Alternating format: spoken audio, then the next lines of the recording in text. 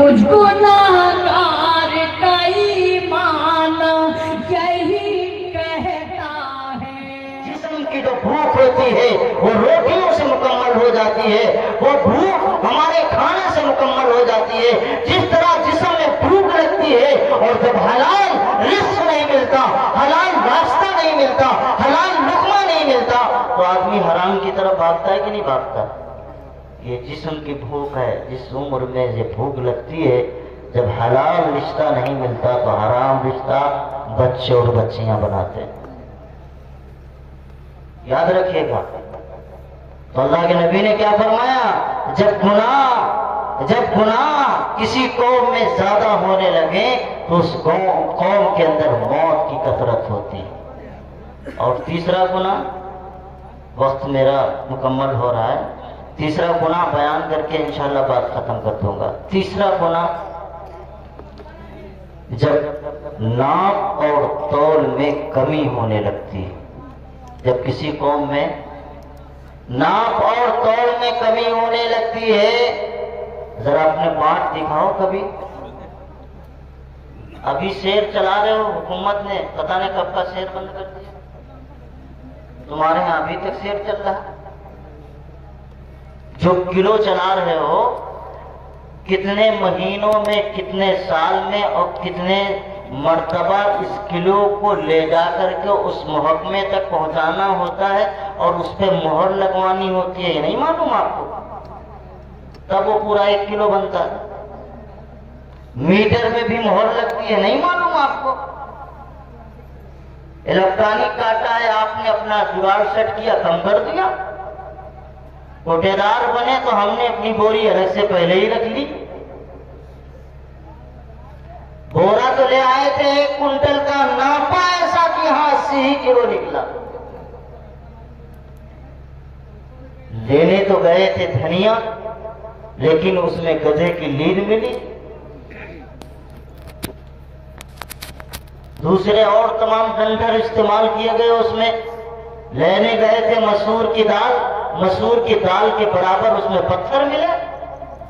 लेने गए थे चावल, उसमें भी पत्थर। अरे दुनिया में कितनी मिलावटें, कितने हालात गड़बड़ हैं, बस अल्लाह ही बेहतर है जाने कितने हालात गड़बड़। नाप तौल में कमी, कांटे इस अंदाज पे लगा रखे कि नीचे मकनातीस लगा दिया, 100 ग्राम आप नापेंगे तो 100 ग्राम पहले ही से वो कम निकले। कांटे इस अंदाज में है कि आप समझ ही नहीं पाएंगे कब उसने डंडी मार दी। मेरे भाई, ये नाप और तौल में जब कमी होती है तो अल्लाह के नबी फरमाते हैं, उती अलैहिमुर रिज़्क़, अल्लाह ताला उनसे रिज़्क़ को काट देता है, यानी रिज़्क़ की बरकत को ख़त्म कर देता है। वरना हर वो जानदार जिसको दुनिया में ज़मीन पर अल्लाह ने पैदा किया है, उसकी रोज़ी का वादा अल्लाह ने किया है, लेकिन इस रोज़ी में कटौती इस अंदाज में होती है कि पहले अब्बा अकेले कमाते थे, हम 4 भैया 4 बहनें थे, हम कहते हैं ना मिसाल में, आराम से खाते थे, बचता भी था, बड़े मस्ती के साथ रहते थे। अब भैया भी कमाते हैं, अम्मा भी कमाती हैं, बहनें भी कमाती हैं, और बचता 1 रुपया नहीं है, आता बहुत कुछ है। रिस्क उन पर तंग कर दिया जाएगा, उनके ऊपर हालात इतने अबतर हो जाएंगे कि चीजें महंगी हो जाएंगी, इंसान को तसव्वुर तक नहीं होगा कि ये चीज जो इतनी सस्ती थी आज यहां तक पहुंच गई। ये भी माना है, जब महंगाई बढ़ जाएगी मतलब यह है कि कौम नाप तौल में कमी करने लगेगी। जब कौम नाप तौल में कमी करने लगेगी तो अल्लाह ताला महंगाई का वबाल डालेगा। हम चीखते चिल्लाते हैं महंगाई बढ़ गई, महंगाई बढ़ गई। हुकूमत का कोई दोष नहीं है, हमारा सबका दोष। जब कौम इस तरह के गुनाह में मुब्तला होती है तो अल्लाह ताला वहां पर यही हालात पैदा करते हैं। इसलिए मेरा दीदा ये 3 चीजें आपके सामने जिक्र किए हैं। 11:15 बज रहा है, मैं नहीं चाहता हूं कि आपके चेहरे पे भी 12 बजे और घड़ी में भी 12 बजे। बात समझ रहे हैं कि नहीं? ہم نہ چاہتے ہیں کہ آپ کے چہرے پہ 12 بجے اور نہ گھڑی میں چاہتے ہیں 12 بجے. جب 12 بجتا ہے نہ عقل کام آتی ہے نہ دماغ کام آتا ہے, آنکھیں تو کھلی رہتی ہیں, انسان مردے کی طرح بیٹھا سنا کرتا ہے. ہم زندوں سے بات کرنے آئے ہیں, مردوں سے بات نہیں کرنے آئے ہیں. اس لیے اللہ کے واسطے جتنی باتیں آپ کے سامنے عرض کی گئی ہیں, خاص کر میری ماں اور بہنیں, آپ اپنے آپ کو سنبھالیے. آپ نے اگر آپ اپنے آپ کو سنبھالا تو تمہاری گود سے نظام الدین اولیاء پیدا ہو سکتے ہیں. جب تمہاری گود سے صابر کلیری پیدا ہو سکتے ہیں, جب تمہاری گود سے اولیاء اتقیاء پیدا ہو سکتے ہیں, یقیناً مائیں آج ان اولیاء کو جنہ بند کر چکی ہیں. اس کی وجہ یہ ہے کہ وہ مائیں متقی تھیں, پرہیزگار تھیں, ان کی آنکھوں میں حیا تھا, ان کی چالوں میں حیا تھا. وہ اتنی باحیا تھی کہ اپنے گھر سے آگے ایک مندر بھی نہیں بڑھا کرتی تھی. ماؤں, اپنے آپ کو سنبھالو, اپنے آپ کو سدھارو. اگر آپ نے سنبھالا اپنے آپ کو تو آپ کا گھر آپ کے ہاتھ میں ہے. آپ جس دن چاہے اس دن آپ کا گھر سمجھ سکتا ہے. ایک سوٹ کے لیے تم اپنے شوہر کا کھانا بند کر دیتی ہو, کچن میں برتن پھوڑنا شروع کر دیتی ہیں. بات منوانے کا فن جاننا ہے تو ماں بہنوں سے پوچھ لو, تم کبھی کسی کی بات نہیں منوا پاؤ گے. لیکن عورتیں اگر چاہیں کہ اپنے شوہر کی بات, شوہر کو جھکانا چاہیں, سارا فن ان کو آتا ہے. کسی مولوی سے تعویذ لینے کی ضرورت نہیں ہے. جانتے ہیں آپ لوگ جن کی شادیاں ہوں گے وہ جانتے ہوں گے. یہاں کوئی ہم دودھ کے دلہے تھوڑی ہے, ہم سب کے ساتھ میں فطرت تو ایک ہی ہے. کوئی ہماری بیوی میں کوئی فطرت الگ ہو جائے گی؟ فطرت تو سب کی ایک ہی ہے. یہ اگر چاہتی ہیں نا کوئی کام کرانا تو اتنے ان کے پاس جگاڑ ہیں کہ مرد گھوم کے آئے گا کام کرنے کے لیے. جانتے ہیں آپ, میری ماں بہنیں سن رہی ہوں گی تو انہیں بڑا مزہ آ رہا ہوگا کہ ہمارے کام کی باتیں ہو رہی ہیں. آپ سن رہی ہیں تو میری بات سمجھیے, آپ جس دن چاہیں تو اپنے شوہر کو نمازی بنا سکتے ہیں. جس دن چاہیں تو آپ کے بچے نمازی بن سکتے ہیں. جس دن چاہیں تو آپ کے بچے دیندار بن سکتے ہیں. آپ کی بچیاں دیندار بن سکتی ہیں. شرط ہے آپ چاہیں تو. آپ کے بغیر یہ دنیا یقیناً اللہ تعالیٰ نے بے رنگ و بو رکھی ہے. آپ کا گھر بھی چمکے گا تو آپ سے چمکے گا. ہر کامیاب مرد کے پیچھے ایک عورت کا کام اور اس کا ہاتھ ہوتا ہے. حضرت شیخ عبد القادر جیلانی کے پیچھے بھی ان کی ماں کا ہاتھ تھا. ماں کا کردار تھا جس کی وجہ سے اللہ نے اتنا بڑا ولی, اتنا بڑا قطب, اتنا بڑا عالم اور عارف بنایا ہے. ہم لوگ سمجھتے ہیں شیخ عبد القادر جیلانی صرف بزرگوں کی سب میں بہت بڑے عالم, معمولی آدمی نہیں ہے, بہت بڑے عالم. اللہ نے اتنا بڑا عالم بنایا ہے. اس لیے خاص کر میں اپنی ماں اور بہنوں سے کہتا ہوں, خدا را اپنے گھر کے اندر رہو, اپنے گھر سے باہر نہ نکلو, اپنے گھر کے اندر محدود رہو. اور جو تم اور تمہاری بچیاں یہ ٹھیلے بیچنے والے کون, آگے بات کروں آپ سے, یہ ٹھیلے پہ بیچنے والے کون ہوتے ہیں؟ یہی ہماری ماں اور بہنیں اور بچیاں, بہنیں, بیٹے, بیٹیاں, سب کی بات کر رہا ہوں. آپ بھی اس میں شامل ہیں, میں بھی شامل ہوں. اگر میرا بھائی مسلمان کوئی پڑوس میں رہتا ہے, برادری کے اعتبار سے, جس کو ہمارے ہاں اونچ نیچ کہتے ہیں, نہیں کہتے ہیں یہ چھوٹی برادری کا, حالانکہ اسلام میں اس کا کوئی تصور نہیں.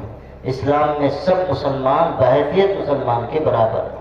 اللہ نے قرآن میں فرمایا برادریاں صرف آپس میں پہچان کے لیے ہیں, فخر کے لیے نہیں ہے کہ اونچا کون ہے نیچا کون. بات سمجھ رہے ہیں کہ نہیں؟ یہ بات بھی یاد رکھیں, یہ بڑا مرد ہے, یہ الگ سے موضوع ہے. کبھی اللہ زندگی رکھے گا تو اس پہ بھی بات کروں گا انشاءاللہ. یہ الگ سے موضوع ہے. آج بہت برا حال ہو چکا ہے قوم کا کہ چھوٹی برادری, بڑی برادری, ارے کیا ہے؟ اللہ نے قرآن نے کہا عند اللہ اتقاکم, سب سے بڑا انسان اللہ کے نزدیک وہ ہے جو تم میں سب سے زیادہ متقی ہے اور پرہیزگار ہے, چاہے وہ کسی بھی برادری اور قوم سے تعلق رکھتا ہو. اور اللہ کے نبی نے فرمایا ہے چاہے جو بھی برادری ہو, سب آدم علیہ السلام ان کے ابا ہے. سب کے ابا کون بنائی برادری؟ کس نے؟ اللہ نے. ہم نے خود بنائی ہے پہلے. پھر اللہ نے کہا اگر برادری بن بھی گئی ہے تو یہ اللہ کی نشانی بھی ہے، اور صرف یہ مقصد ہے کہ آپس میں ایک دوسرے کا تعارف ہو جائے، ایک دوسرے کو پہچانو۔ یہ مقصد نہیں ہے کہ ایک دوسرے کی یہ اونچا ہے یہ نیچا ہے۔ ہم ہندوستان میں بیٹھ کر کے یہاں کے ماحول کو دیکھ کر کے اپنے اندر یہ سب چیزیں لے آئے، پنڈتوں کی طرح کہ پنڈت اونچے ہیں اور وہ نیچے ہیں، ایسے ہم بھی تو سوچنے لگے کہ پنڈتوں کی طرح ہم اونچے ہیں یا نیچے ہیں۔ اسلام اونچ نیچ کی بالکل اجازت نہیں دیتا۔ بات سمجھ رہے ہیں کہ نہیں؟ تو میں کہہ رہا تھا کہ اگر کوئی ہمارے ہاں بہت نیچی برادری کو، جس کو ہم لوگ اپنی زبان میں پسیا کہیں، جیسے اپنے کہتے نہیں پسیا ہے، یا اور بھی جو چھوٹی چھوٹی برادری ہیں، ٹھیلا لے کر کے آلو بیچتا ہے، کیا بیچتا ہے؟ آلو بیچتا ہے، ابال کے اپنے گھر لاتا ہے۔ ایک آدمی ہے مسلمان گھرانہ ہے، اس کو ہم چھوٹی برادری کا کہتے ہیں، تو اس کے گھر نہ اپنے بچوں کو بھیجتے ہیں نہ اپنے خاندان کو، کسی کو نہیں بھیجتے، کیونکہ وہ ہماری نظر میں کیا ہے؟ فقیر ہے، چھوٹا ہے۔ اس کے پاس ٹھیلے کے پاس ہماری بچیاں نوجوان کیا نہیں کھاتی ہیں؟ ٹکی وہ کھائیں، پکوڑی وہ کھائیں، ساری چیزیں وہ کھائیں۔ آپ کو پتہ نہیں ہے کہ باہر کی چیزیں، متقی لوگوں کے ہاتھ کی چیزیں کھانے سے اللہ دین کی پیداوار کرتا ہے، دین کی پیداوار کرتا ہے، اور بے دین لوگوں کے ہاتھ سے کھانے سے اللہ تعالیٰ اس کے اثرات اسی انداز میں دیتا ہے۔ شیخ سرہندی رحمت اللہ علیہ کے بیٹے تھے، وہ خدا داد مادر ذات اللہ کے ولی بنے تھے، جب پیدا ہوئے تب سے ہی وہ اللہ کے ولی تھے۔ عجیب و غریب ان کا حال تھا۔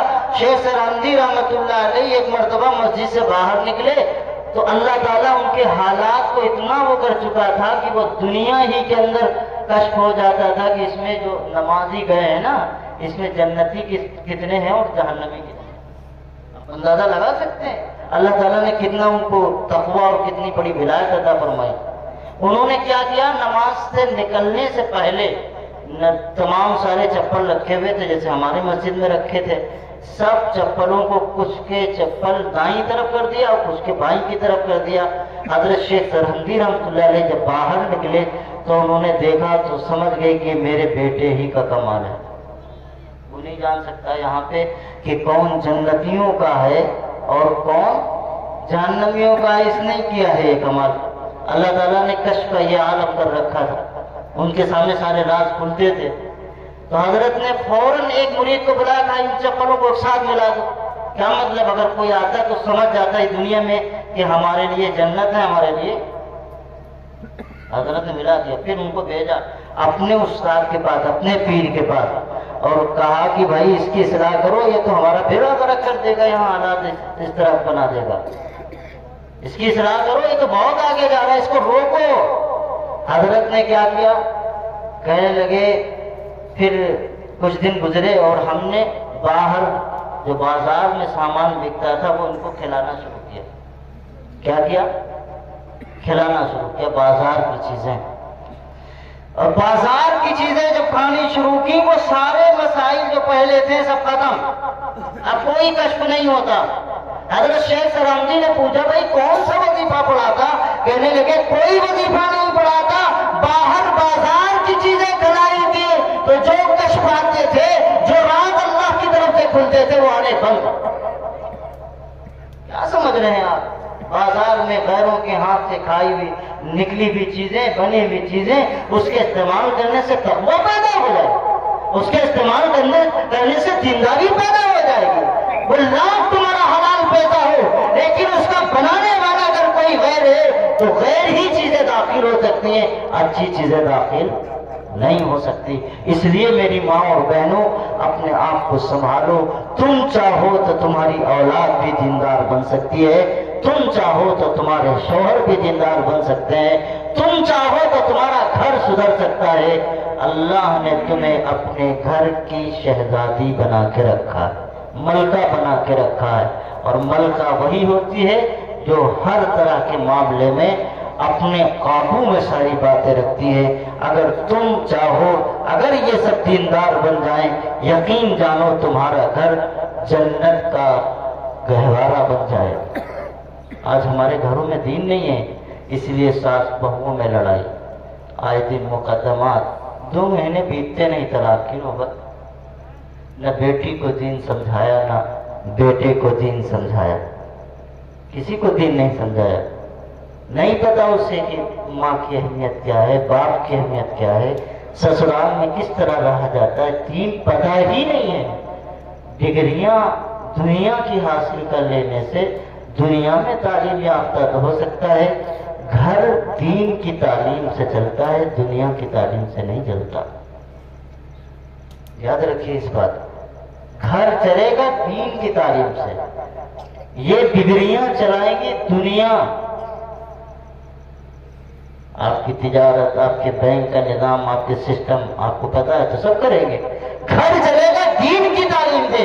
کم از کم شادی کرنے سے پہلے اپنے بچوں اور بچیوں کی اتنی تعلیم کو دے دیں کہ کم گھر میں، سسرال میں کیا تمہارا مقام ہوگا، تمہیں کس طرح رہنا ہے، کس طرح تمہیں پیش آنا ہے۔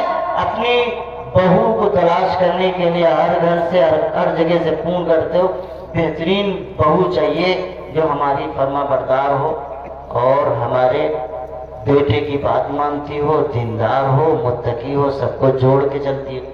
یہی باتیں تو کہتے نہیں، اور جو بیچ میں ہوتا ہے اس کو کیا کہتے ہیں؟ بسیٹ۔ کیا کہتے ہیں؟ بسیٹ سے یہی کہتے ہیں، وہ تلاش کرتا ہے سب کہیں۔ تم بہو تو وہ تلاش کرتے ہو جو تمہارے من کی ہو، تم بیٹی کو بہو کی طرح کیوں نہیں بناتے؟ جب تم اپنی بیٹی کو جس طرح بہو تلاش کرتے ہو ویسے بناؤ گے تو دنیا میں تم کو بہویں بھی ملے گی۔ بیٹی بناؤ پہلے، بہویں بھی ملے گی۔ کرو گے انشاءاللہ؟ میری ماں اور بہنوں، آپ سب سے گزارش ہے، جو باتیں آپ سے عرض کر دی ہیں، درد مانا آپ سے اپیل ہے، اپنے آپ کو سنبھالیے، اپنے آپ کو سدھاریے۔ دنیا کہاں جا رہی ہے، کتنی عمر ہے ہمیں نہیں پتا، آج زندہ ہے کل صبح باقی رہتے ہیں کہ نہیں پتا۔ ہم جائیں تو کم از کم اس طرف کے ساتھ جائیں کہ ہم دین پر چلنے والے تھے، دین پہ چلنے کی ہم نے ہمت کی، کوشش کی، تو یقین جانیے اگر ہمارے دل کے اندر یہ ارادہ یہاں سے بن گیا اور اسی حالت میں ہم دنیا سے چلے گئے تو یقیناً اللہ تعالی ہم کو معاف کرے گا۔ اس لیے دین و دنیا کی بھلائی گر تجھے منظور ہے، اس کا دامن تھام لے جس کا محمد نام ہے۔ اللہ مجھے بھی آپ سب کو عمل کی توفیق نصیب فرمائے۔ آمین۔ وآخر دعوانا الحمدللہ رب العالمین۔